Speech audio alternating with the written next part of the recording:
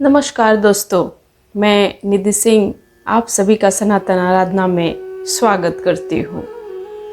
छठ पूजा लोक आस्था का एक महान पर्व है जो सूर्यदेव और प्रकृति के छठे अंश छठी मैया को समर्पित है।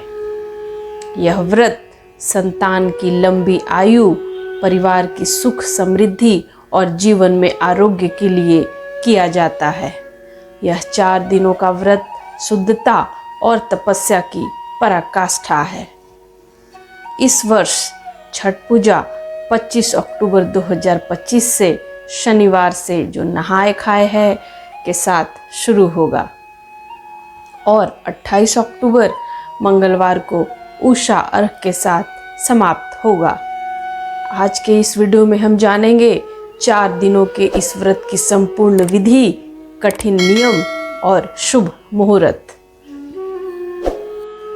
पहला दिन 25 अक्टूबर को नहाए खाए है, शनिवार का दिन है। दूसरा दिन 26 अक्टूबर जो रविवार को है, खरना या लोहंडा जिसको कहते हैं। तीसरा दिन 27 अक्टूबर सोमवार को संध्या अर्घ है, जिसमें डूबते सूर्य को अर्घ देंगे। चौथा दिन 28 अक्टूबर मंगलवार को उषा अर्घ यानी उगते सूर्य को अर्घ के साथ यह पूजा समाप्त होगी। तो सबसे पहले व्रत का नियम क्या है और पहला दिन जो नहाए खाए होता है उसमें क्या करेंगे। छठ व्रत शुरू होने के पहले इसके कठिन और अनिवार्य नियमों को जानना अत्यंत आवश्यक है। सबसे पहले पवित्रता।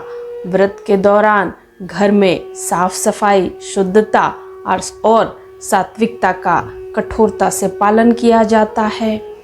इसमें कांच या प्लास्टिक के बर्तन जो होते हैं वह वर्जित है। पूजा में हमेशा बांस या पीतल के बर्तनों का ही उपयोग किया जाता है। नमक जो है, खरना के बाद अगले 36 घंटे तक निर्जला व्रत चलता है, जिसमें नमक, पानी, अन्न, जल ये सब आप ग्रहण नहीं कर सकते। फल फूल कुछ भी नहीं खा सकते। पलंग वर्जित है, इसमें आपको जमीन पे सोना होता है। कंबल बिछाकर सोइए, चटाई बिछाकर सोइए, ये सब आप कर सकते हैं।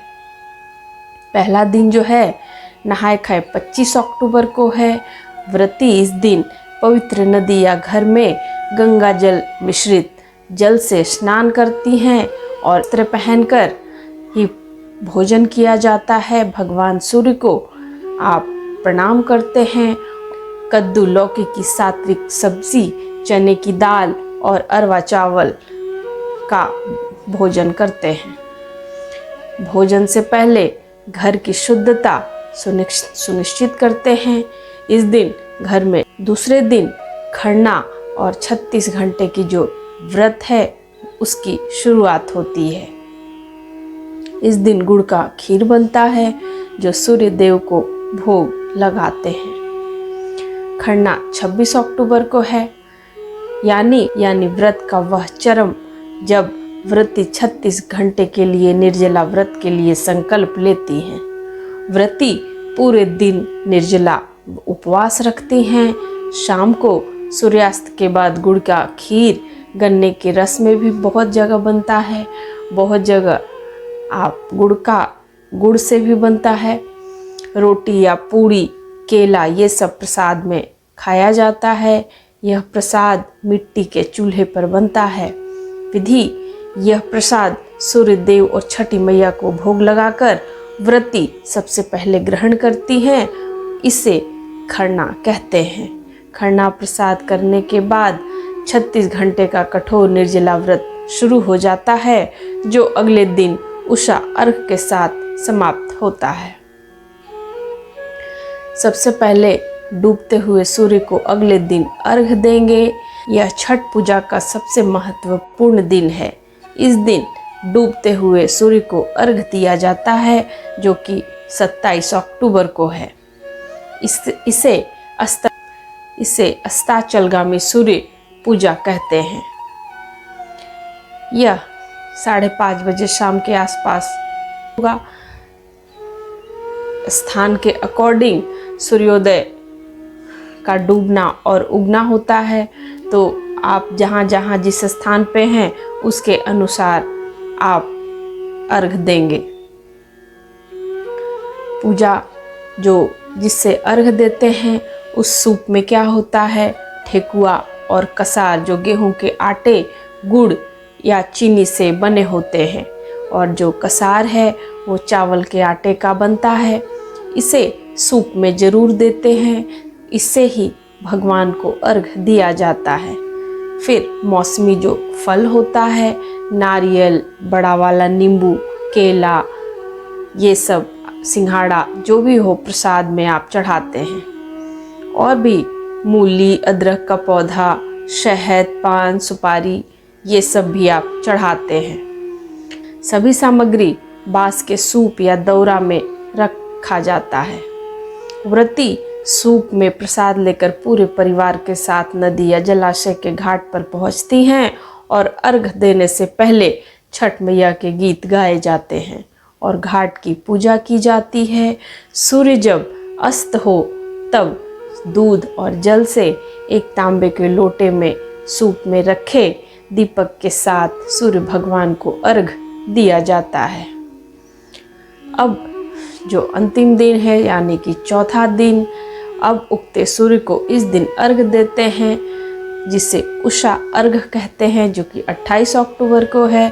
छठ पर्व का समापन उगते हुए सूर्य को अर्घ देकर किया जाता है, जिसे उदयमान सूर्य कहते हैं।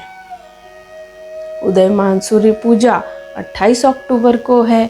इसमें 6:15 के आसपास सभी स्थान के अनुसार सूर्योदय होगा, तो उस दिन आप जिस भी जगह पे हैं उसके अनुसार आप अर्घ देंगे। व्रती उस दिन घाट पर खड़ी होकर उगते हुए सूर्य को दूध और जल से अर्घ देते हैं। यह अर्घ देने के साथ ही छठी मैया से संतान की रक्षा और परिवार की खुशहाली और आनंद के लिए कामना और आशीर्वाद मांगते हैं। पारण इसी दिन होगा। अर्घ के बाद व्रती घाट पर ही प्रसाद ग्रहण करके पूरे परिवार के साथ दोस्तों पड़ोसियों में बांटा जाता है प्रसाद। इस दिन 36 घंटे का निर्जला व्रत समाप्त होता है। छठ पूजा केवल व्रत नहीं है बल्कि तपस्या है। यह शुद्धता, सात्विकता और प्रकृति के प्रति आभार करने का महापर्व है। अगर आप व्रत नहीं कर सकते तो इन नियमों का पालन कर छठी मैया का आशीर्वाद जरूर लें। शुद्धता का विशेष ख्याल रखें छठ पूजा में। तो यह वीडियो आपको कैसा लगा, यह कमेंट में जय छठी मैया जरूर लिखें। अगर वीडियो अच्छा लगे तो चैनल को सब्सक्राइब कीजिए, लाइक कीजिए और ज़्यादा से ज़्यादा लोगों तक वीडियो को पहुंचाइए। जय छठी मैया।